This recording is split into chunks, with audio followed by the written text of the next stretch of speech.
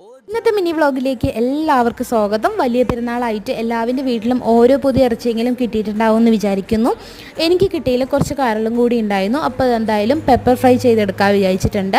അതിനായിട്ട് ഒരു മിക്സി ജാറിലേക്ക് ചെറിയുള്ളി, വെളുത്തുള്ളിയും ഇഞ്ചിയും പച്ചമുളകും കൂടി ഒന്ന് ചതച്ചെടുക്കുക.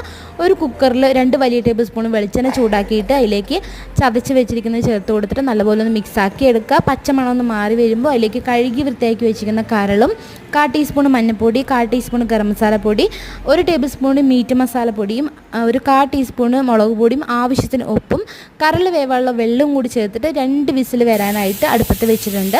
ആ ഗ്യാപ്പിൽ കുറച്ച് ഞാവൽപ്പഴം മേടിച്ചിട്ടുണ്ടായിരുന്നു. അതൊന്ന് ഉപ്പും മുളകും കൂട്ടി കഴിച്ചു. നല്ല ടേസ്റ്റ് ഉണ്ടായിരുന്നു കഴിക്കാനായിട്ട്. ഇതുപോലെ കഴിക്കാൻ ഇഷ്ടമുള്ളവർ ആരൊക്കെയൊന്ന് കമൻറ്റ് ചെയ്യുക.